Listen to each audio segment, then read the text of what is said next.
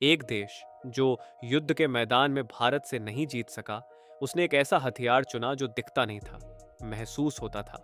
वो हथियार था कागज का एक टुकड़ा, 500 और 1000 का नोट, जो आपकी जेब में था, आपके बाजार में था, आपके बैंक में था और शायद आपको पता भी नहीं था।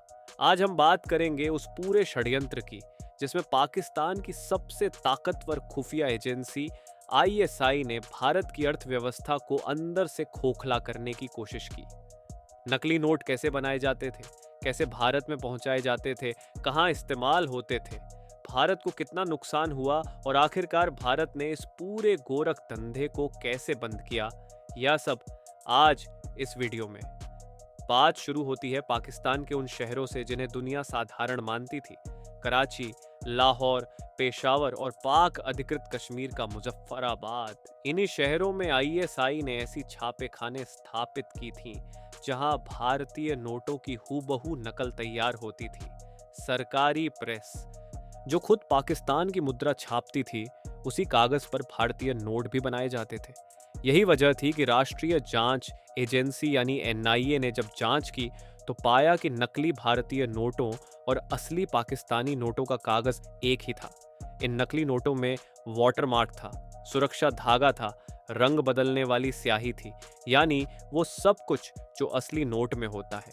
इतनी उच्च गुणवत्ता की थी ये नकली मुद्रा कि भारत की नोट गिनने वाली मशीनें भी इन्हें पकड़ नहीं पाती थीं।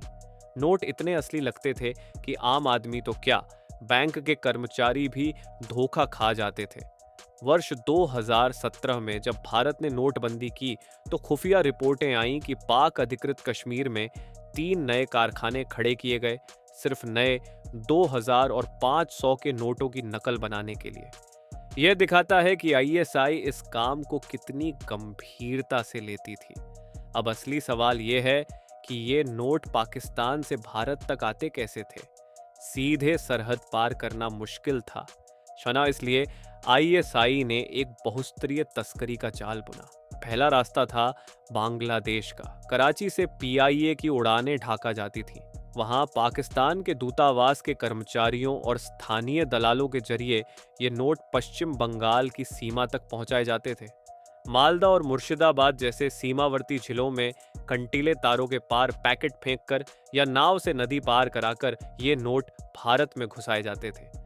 दूसरा रास्ता था नेपाल का। नेपाल से गोरखपुर और बिहार के रास्ते नकली नोट भारत में आते थे।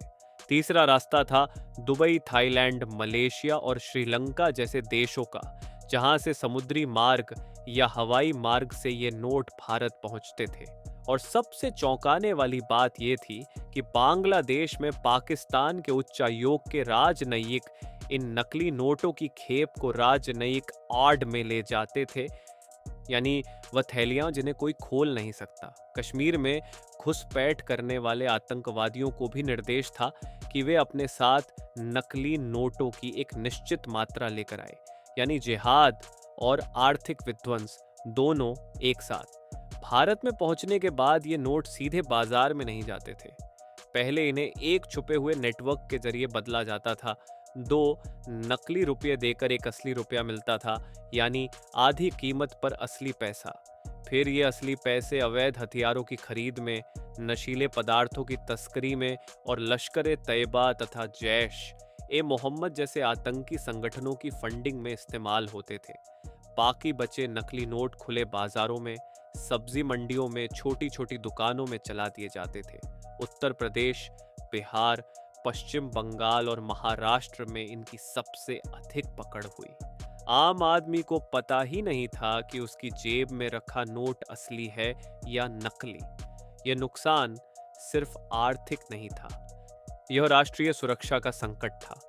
वर्ष 2012 तक भारत में लगभग 2500 करोड़ रुपए के नकली नोट प्रचलन में थे और यह आंकड़ा वर्ष 2010 की तुलना में 55% अधिक था।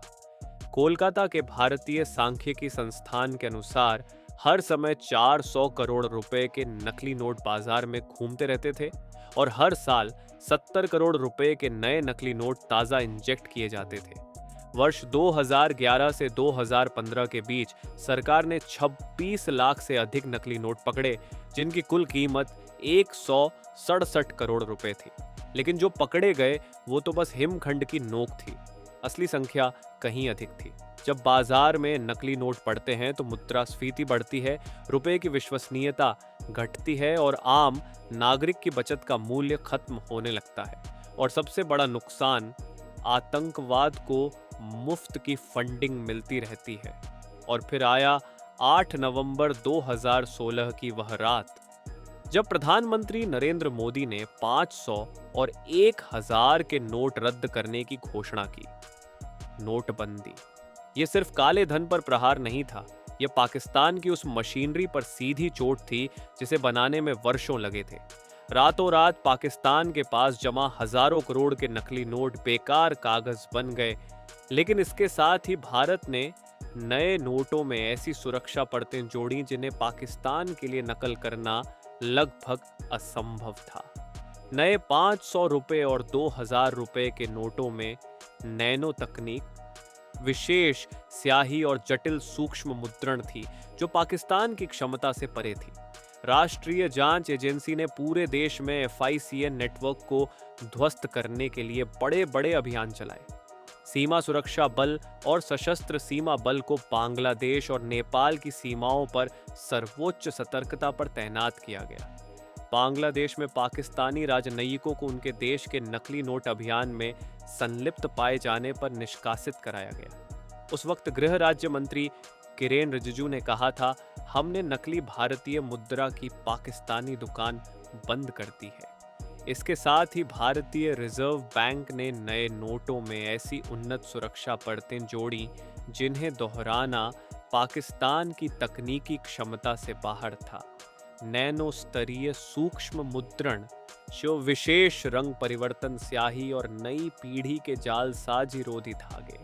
साथ ही देश भर के बैंकों और डाकघरों को उन्नत नोट जांच मशीनें दी गईं और आम नागरिकों को असली नकली नोट पहचानने के लिए जागरूकता अभियान चलाए गए, ताकि इस बार यह जाल दोबारा न बुना जा सके। यह कहानी सिर्फ नोटों की नहीं है, ये उस अदृश्य युद्ध की कहानी है जो हर रोज, हर बाजार में, हर जेब में लड़ा जाता था। पाकिस्तान ने गोलियों की जगह कागज के टुकड़े चुने, लेकिन भारत ने उसी कागज को उसके मुंह पर फेंक दिया। अगर यह वीडियो आपको पसंद आया तो इसे उन लोगों के साथ जरूर शेयर करें जो सोचते हैं कि युद्ध सिर्फ सरहद पर होते हैं, क्योंकि असली लड़ाई अक्सर वहां होती है जहां कोई देखता नहीं, बाजारों में, जेबों में और नोटों के बीच। चैनल को सब्सक्राइब करें और घंटी दबाएं ताकि ऐसी हर जरूरी कहानी सबसे पहले आप तक पहुंचे।